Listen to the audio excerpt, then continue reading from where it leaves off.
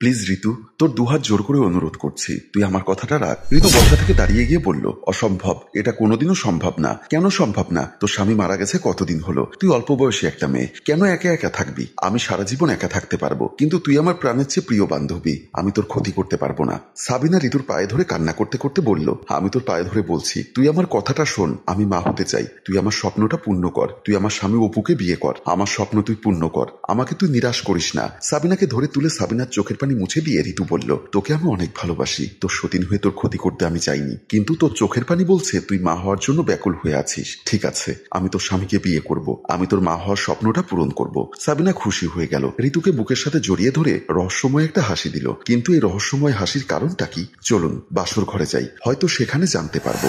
অপু ও ঋতুর বিয়ে হয়ে গেল।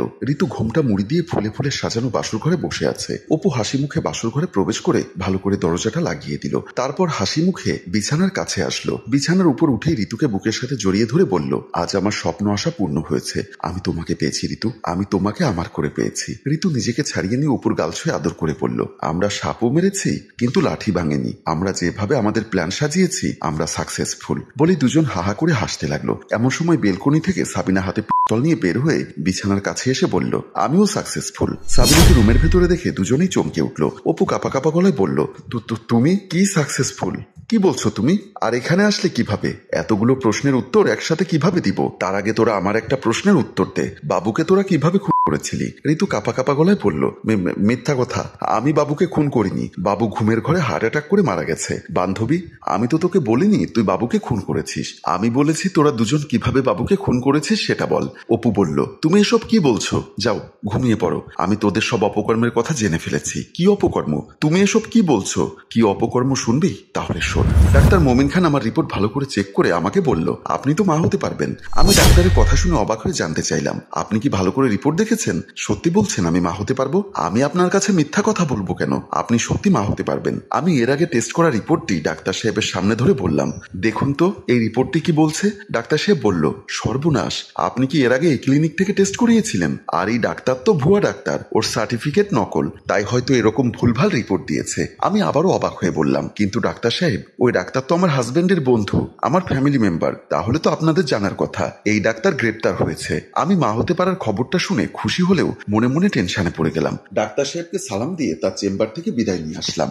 বাসায় এসে বিছানার উপর বসে মনে মনে ভাবছি, ডাক্তার জুয়েল যদি ভুয়া হয়ে থাকে সেটা তো অপুর জানার কথা।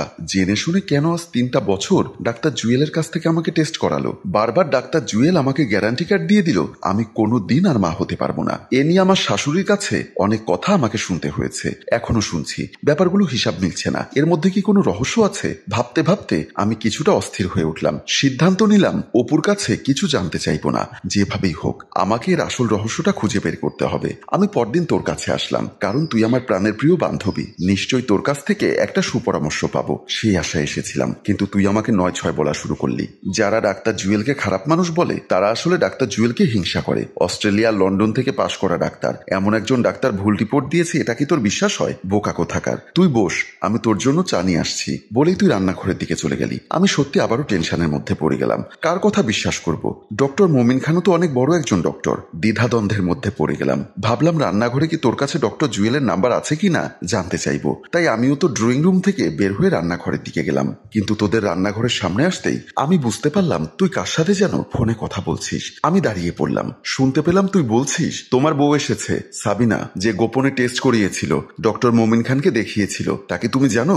ডক্টর মোমিন খান তো বলে দিয়েছে সে মা হতে পারবে। তোর কথা শুনে আমি চমকে উঠলাম, বুঝতে পারলাম তুই অপুর সাথে কথা বলছিস। তাই আমি দেওয়ালের পাশে দাঁড়িয়ে পড়লাম। অপু তখন অপর প্রান্ত থেকে বলল, আমাদের এতদিনের প্ল্যান কোনোদিন নষ্ট হতে দেব না, তুমি ওকে 9-6 বোঝাও। আরে তোমার বলতে হবে না, আমি ওকে 9-6 বুঝিয়ে বেডরুমে বসিয়ে রেখে এসেছি। অপু বলল, কিন্তু আমি বুঝতে পারছি না ও হঠাৎ কেন আমাকে না জানিয়ে টেস্ট করতে গেল। ও কি আমাদের ব্যাপারটা জেনে ফেলেছে নাকি? আরে না, তোমার আমার ভালোবাসার সম্পর্কটা জানতে পারেনি। যেখানে বাবুর চোখ ফাঁকি দিয়ে তোমার সাথে প্রেম করেছি বাবুও জানতে পারেনি। বাবুকে তুমি আমি প্ল্যান করে মেরে ফেলেছি, পৃথিবীর কাকপক্ষীও জানতে পারেনি, সেখানে তোমার বউ কি করে জানবে?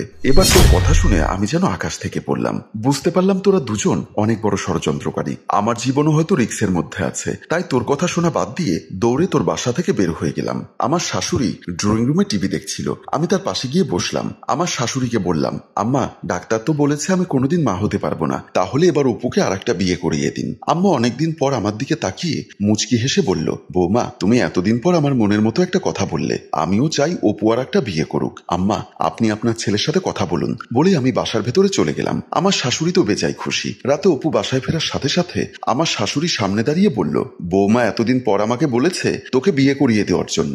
না মা, আমি বিয়ে করব না। দেখ অপু, আর পাগলামি করবি না। আমাকে নাতি নাতনির মুখ দেখার ব্যবস্থা করে দে। কিন্তু মা, আমি বিবাহিত। কোনো অবিবাহিত মেয়ে কি আমাকে বিয়ে করবে? কেন করবে না? মা, অবিবাহিত মেয়ে বিয়ে করলেও সংসারে অশান্তি সৃষ্টি করবে। যদি বিধবা কোনো মেয়ে পাও তাহলে আমি বিয়ে করতে পারি। আমি দূরে দাঁড়িয়ে তোদের মা ছেলের কথা শুনছিলাম। তোর মুখ থেকে এমন একটা কথা শুনে আমি দৌড়ে এসে পাশে দাঁড়িয়ে বললাম, বিধবা হলে যদি তুমি বিয়ে করো তাহলে আমার বান্ধবী ঋতুকেই তুমি বিয়ে করতে পারো। ও খুব ভালো মেয়ে। তোমাকে দেখে বুঝলাম আমার কথা শুনে তুমি খুশি হয়েছ।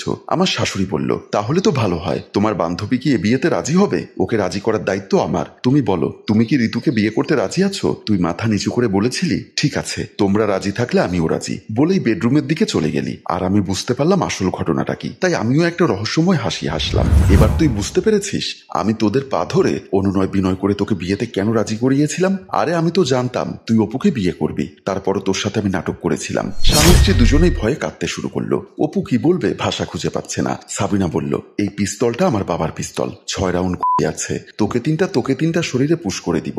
এবার সত্যি করে বল, তুই তোর স্বামীকে কিভাবে খুন করেছিস?